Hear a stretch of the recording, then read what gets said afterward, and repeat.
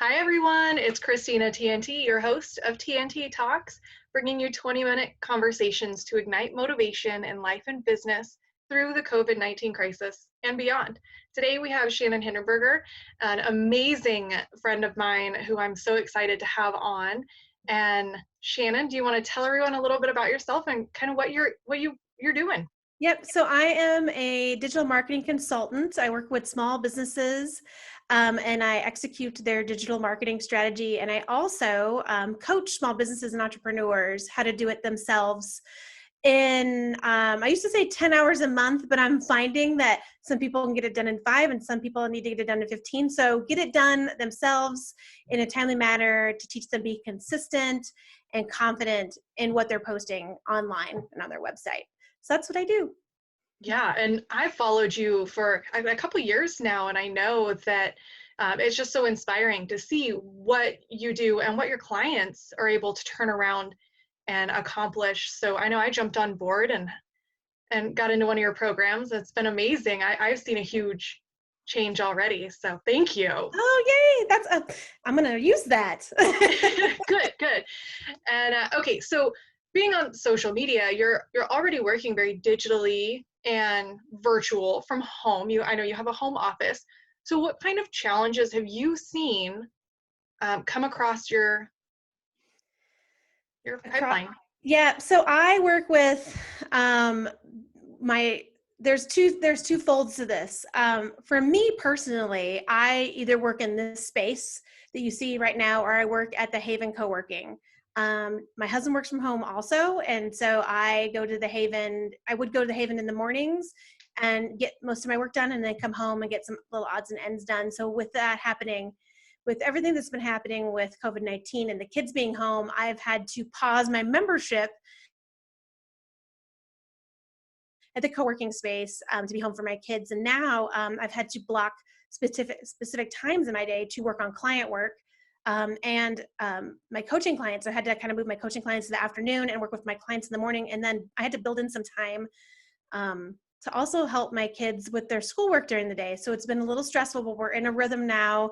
The kids know what they're supposed to do every day. But in the beginning, I was pulling my hair out and trying to figure out how I was going to do all these things and not get so stressed out. So there was that angle. And then with my clients, I have several that are municipalities and government entities.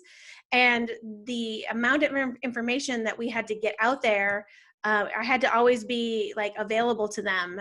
Whereas usually I am available to them all the time, but more than ever, I had to be like clued into meetings, and so we could make sure we get the information out there, because right now everybody is on social media.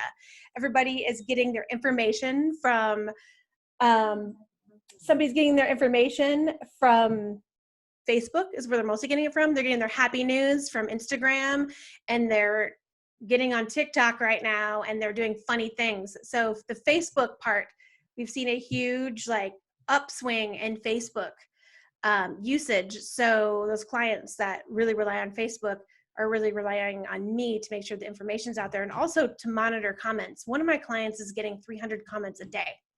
Wow. 300 comments a day on their posts, because it's COVID-19 related. So with my coaching clients, they've had to swerve. I have a client that's a functional medicine doctor in LA, and thank you. And the joys of kids at home. I have a functional medicine doctor that lives in LA, and he's had to swerve all of his content, and he started putting functional medicine really deals with the immune system. So he brought all this immunity content up. And so we helped him redo everything and talk about those courses that he has that have to deal with immunity. So every one of my clients have pivoted. I've had 2 that paused because one was a hotel. The other one was in the beauty industry. And so they can't really do much right now. So every single person was on these marketing plans that we've had to like move around and finagle. So it's been keeping me on my toes, and I don't want to say it's annoying, because it's not. It's actually work that I enjoy doing. So. And I mean, some of what you do is you pre-plan a lot of content, right? And so by doing that, all Oh of yeah. that had to be redone. And because the information is so ever changing quickly. I mean, hour by hour sometimes, especially in the beginning when this all started. You can't just make a post once a week, especially No. in those municipalities like you talked about. It has to be changed and updated constantly. So Yeah.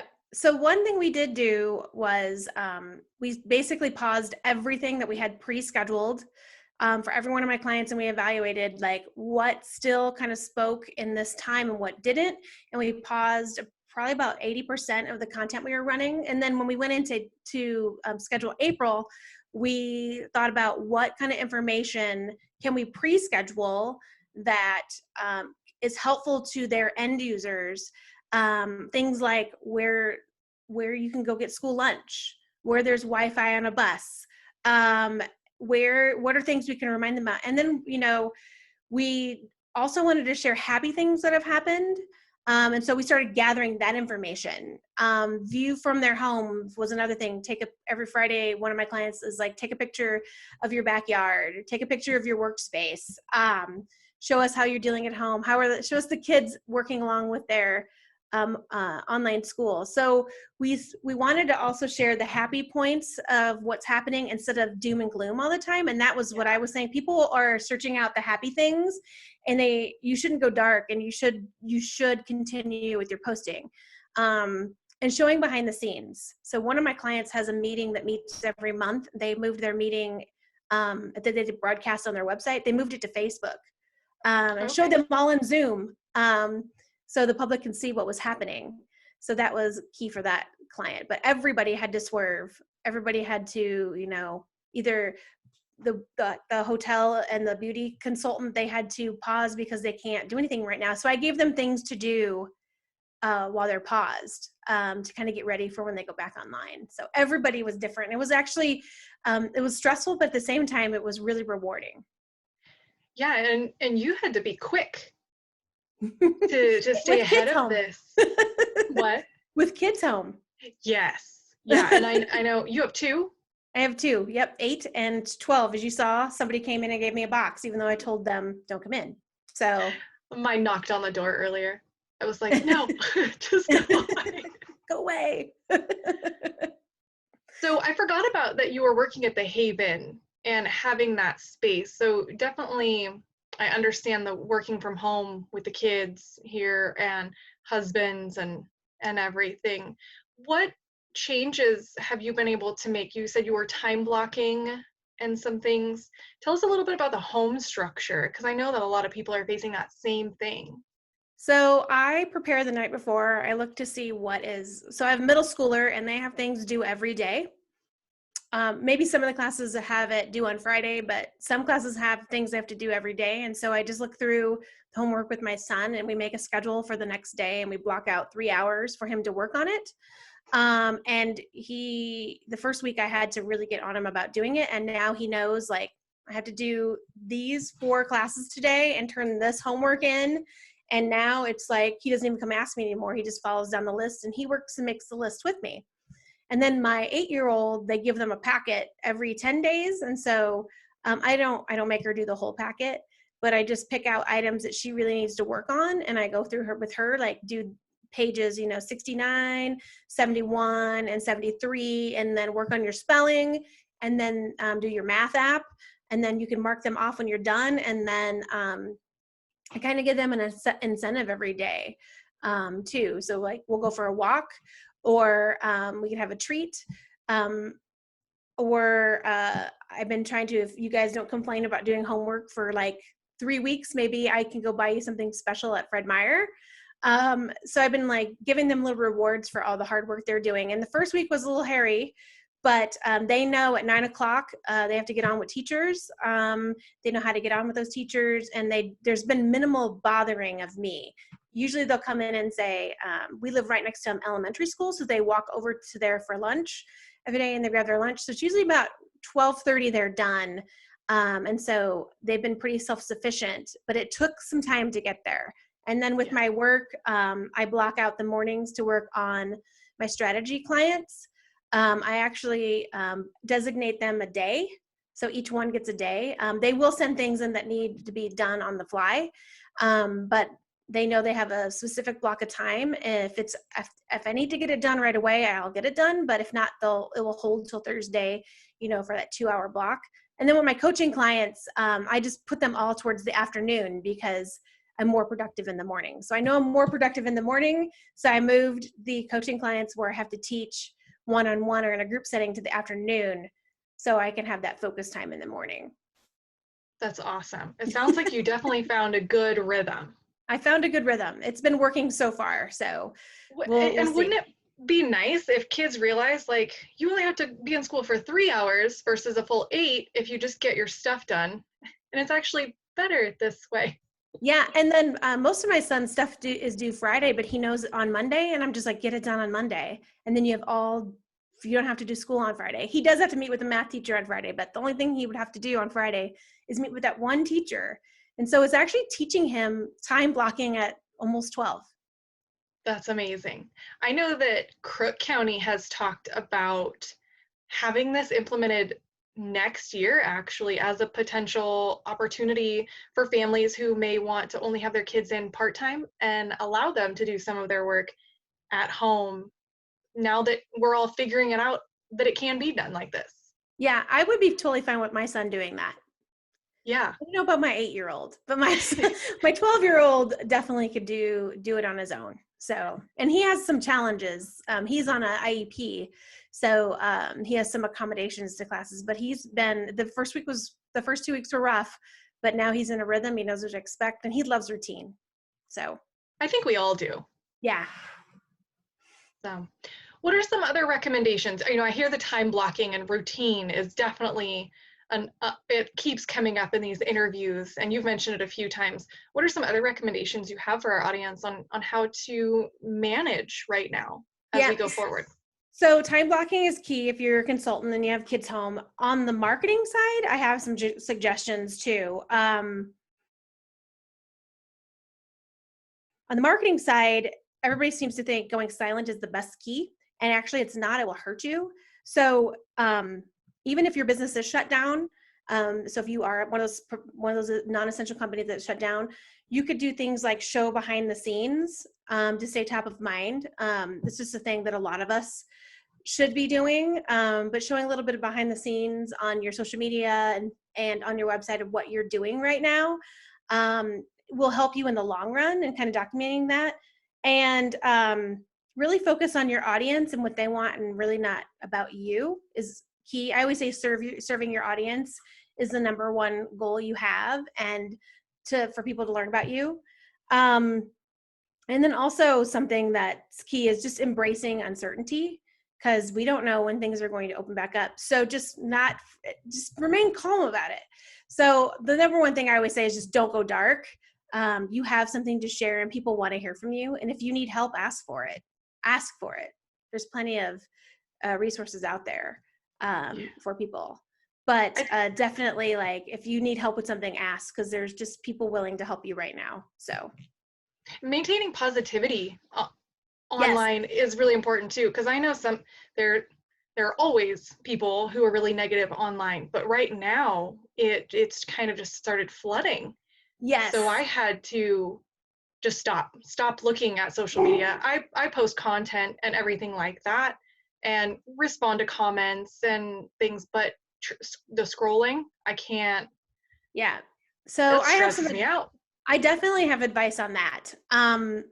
I would say that if you're somebody that scrolls your Facebook feed and you're saying things you don't exactly like, take your news only from a trusted source. And that's different for everybody. It could be the local news. It could be like the NPR, the CNN, the Fox. Just pick one, and that's the only place you get your news, because you could sit and read things all day that drive your anxiety through the roof. And then if there's just certain things that trigger you and certain people that trigger you, I found that there are certain people, and this sounds bad, but there are certain people that trigger me into feeling uncertain and thinking there's a ton of chaos out there. And I just, I like them as a person. I just unfollow them, not unfriend them, but I just unfollow. And I've noticed, like, if I've done that the last month, it's really helped me. And then also spending time on those fun things like Instagram. and just watching what people are doing behind the scenes. Instagram story is a great place to get some kind of happy news. And TikTok is too. People are spending a lot of time TikToking those dances. But if you're going to spend time on TikTok dancing, also figure out how to serve your audience on TikTok. So, because you can put it to just about any social platform, but just limiting the places you receive information from. So I use our local news as the only place I get my information from. So. That's good. Yeah, I know for me, a lot of it's coming from our association. I have, the national, the state, and then the local associations. And that kind of gets filtered down to what's directly relevant for me in my industry too, which is helpful. Yes. Yeah, definitely. So what is a good book or podcast that you suggest people take the time? A lot of people have extra time right now. What would you recommend? So I've been listening to the Madeleine Albright memoir. So that's a really good, I can't remember what it's called. It's like, I think it's To Hell and Back or something like that. I've been listening to it. Hold on. I can tell you exactly what the name of it is. The other book that I've been reading is called Known by Mark Schaefer. And I mentioned him earlier. He's actually a friend of mine. What was that quote that you said from him? I wanted to hear that on here. He basically said that we're going to be fine because we have ingenuity. Yes. That those that have been able to pivot and rework things are going to be fine in the end. He actually, and I can send you a link to this, put this great 19-page PDF about there's so much uncertainty in the world now, and he talks about what businesses can do during a crisis. I'm also reading this book that he wrote called Known, about becoming well known in your industry. And I've read it before and I'm rereading it again. But it's Madeleine Albright's book is called Hell and Other Destinations. And it's about just women working together and her time in the White House and after the White House. And then Known by Mark Schaefer are two books. Podcasts are hard for me because I paused everything I was listening to because I just didn't have the time that I had. And I felt that the books were more important than the podcasts right now. I do love the Forever 35 podcast. If you love anything about skincare, that is one I still listen to. So I still listen to that every day, but it's called Forever 35. So that's what I've been doing. Right now, my focus professionally is trying to help as many people as I can. With some free resources that I offer. So I decided to, instead of helping myself, help others during this time. What are those free resources? Is there anything you're willing to share with us? Yes. So I have this amazing Facebook group called the Simplified Tribe. I started that book Known. I saw Mark Schaefer speak at Social Media Marketing World, and then I saw another guy that I do sometimes listen to his podcast called Michael Stelzner talk about how to become known. And I felt they had these 5 amazing foundations, but I felt there were 5 others. And so I was doing a talk in the few weeks. Well, I did it a few weeks ago, but when I sat down to write this outline for this talk, they wanted to know how to get out there on social media. And so I developed 10 points to get out there on social media, but I call it like being the authority in your niche and how to be the authority in your niche online. And I developed it into 12 30-minute or 10 30-minute sessions. And each week in my Facebook group at 1:00, I go live with one of those sections. And I go through tips that people can become known. And we're on the 8th week right now, but I saved them all. So if you join the Facebook group, you can go back and watch them all. And I'm wondering if I could put this, I think that I may put this in a digital course and sell it. But I'm testing this material out to see what questions have, what holes are missing, where I need to add things in. So you can go in the Facebook group there. And then I just started, I don't know how often I'm going to do it, every other week, a virtual marketing happy hour, where I bring on an expert to talk about something that my audience in the Facebook group wants to know about. So Friday, I had my friend Darlene, who wants Pickle Jar Studios, come talk about branding. Because I feel like people tone deaf me, and when they hear it from somebody else, they've heard me say it, and then they hear somebody else say it, and they're like, bingo, I get it. And that's what happened to a few of the people that were on there. Just like being a mom. About it, but when Darlene came and said that personal branding and your branding is key, they were like, oh, now I get why it is so key. So my Facebook group is an amazing place to go and get free information. I'm also offering 30-minute sessions for anybody that needs help. So it's like 30 minutes once a day. I have a block of time opened. And if you need help with something marketing wise, it's free and I can help you for that 30 minutes. And then you can always ask in the Facebook group because I'll always go and answer as well there. So my Facebook group's a great place to be. It's called the Simplify Tribe. Yeah, I think that's how I got hooked, as I joined the group and eventually saw you launch a program that I was interested in. Yeah, so it's a great place to get just your questions answered, and I'm just dedicated into serving as many people as I can. So, well, thank you. And where else, other than the Facebook group, can people follow you if they want to find more information or, pick your brain?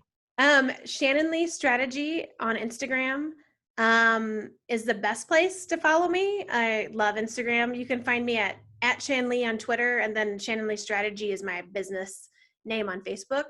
And shannonleestrategy.com is my website. So if you want to learn, if you can see past trainings that I've done under my blog, I feel there's a new training every week or a new tip.